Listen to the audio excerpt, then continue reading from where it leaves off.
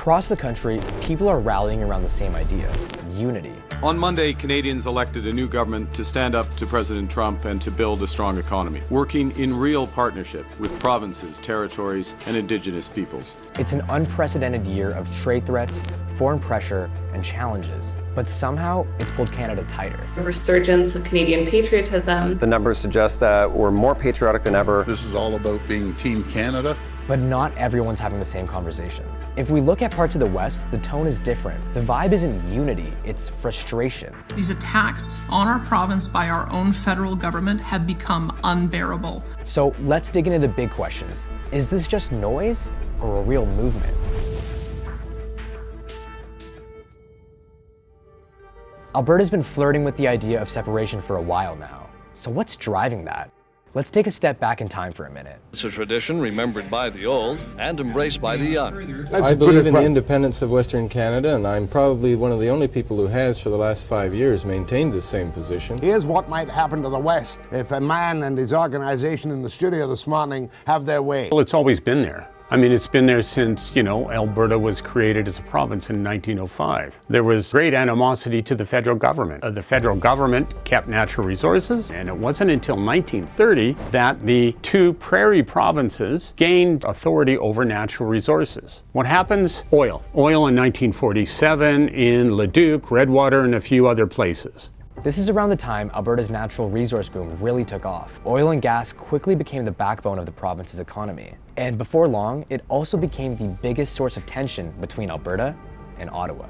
This is not just an ideological argument. It's not just a minor disagreement. Oil is by far the most valuable export for Canada. It was this tussle over economic rents. And now it's not so much economic rents, it's over environmental issues. This idea that we can put emissions caps on the oil sands. It can't keep expanding. And this hurts the bottom line in terms of provincial revenues. So Alberta keeps fighting.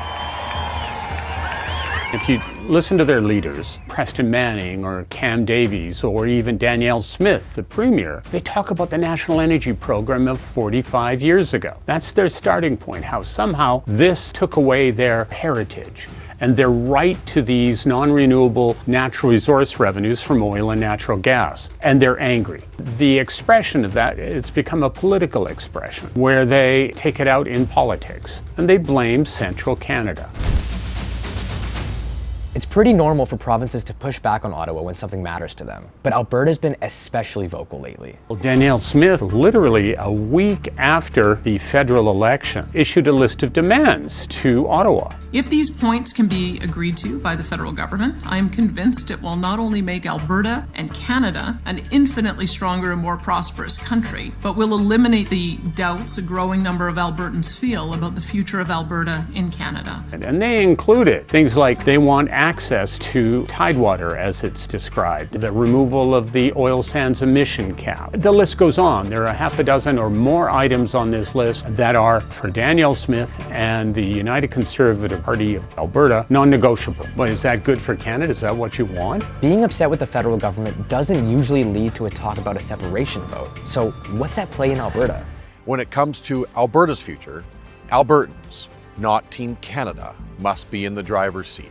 We realize that we're just doing the same thing over and over and waiting for somebody else to come and save us. I think the only one that is able to save us is ourselves. Understand that what you are engaging in is indeed a political revolution.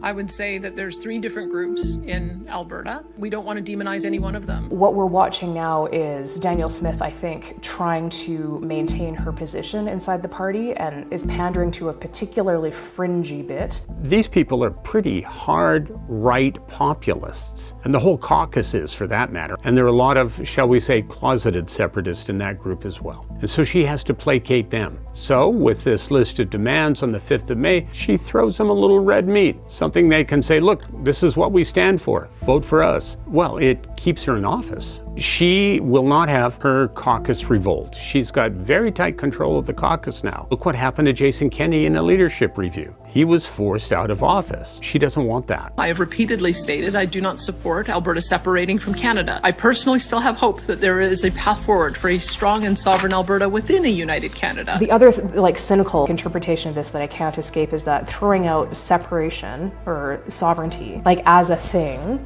is designed to distract from all the other stuff that's going on. That would be quite negative for the current provincial government. We've heard the list of grievances. We've heard experts say that the Premier wants to keep a hold of leadership of her party. So what is it about Alberta's political landscape that keeps bringing this idea back? And how much of it comes down to partisanship? The thing that is different about Alberta compared to any other province is the proportion of conservative partisans. People in Alberta expressing anger and frustration and various sorts of things. It already does come down to this idea of identity. The framing of politics as us versus them is a key problem, and one of the reasons why things are problematic in Alberta now is that we've had a series of conservative leaders who have leaned really hard into you're either with us or you're not an Albertan. It would only end or at least subside if, for example, the UCP divide. The United Conservative Party is divided. There are the old progressive conservatives on the one hand, who are middle of the road, slightly to the right, political thinking, and on the other hand, the hardcore United Conservative Party, which comes out of the Christian evangelical movement. All those make up the other side of the United Conservative Party. Now, if that party were to split, it'll never go away, but might tamp it down. So sure, separation might be something a few people in the party are pushing. But when it comes down to it, what do everyday Albertans actually want? 70% of Albertans don't want anything to do with it. The thing that's really quite, for me, alarming about it is while I can point to the fact that there isn't a social movement behind this, there isn't a kind of social groundswell of support, we also know from other examples that once you get the question in front of people, it becomes its own beast.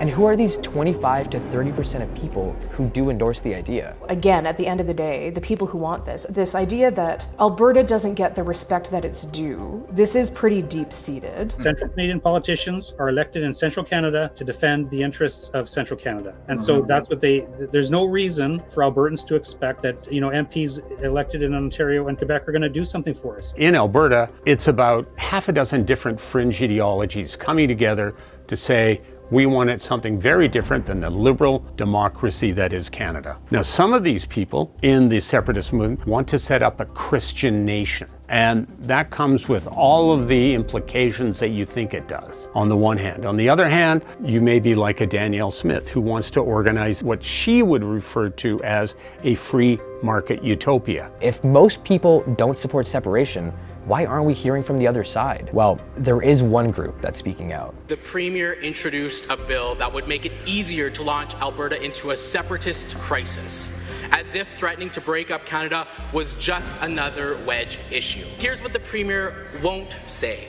First Nations must consent to any talk of separation, full stop. Danielle Smith says separation would consider those rights. As Premier, I'm entirely committed to protecting, upholding, and honoring the inherent rights of First Nations, Métis, and Inuit peoples. Therefore, any citizen-initiated referendum question must not violate the constitutional rights of First Nations, Métis, and Inuit peoples. While Premier Smith has said that any separation discussion would happen with First Nations, Inuit, and Métis peoples, the fact remains that all of the province of Alberta is drawn around treaty land that was negotiated with the federal government before the province of Alberta even existed. It's Indigenous nations and Indigenous leadership that's organizing to be kind of we will not be doing this the way that you were doing this. There's serious pushback with it. If Indigenous nations are saying no, and most Albertans aren't sold either, then why isn't the government speaking up?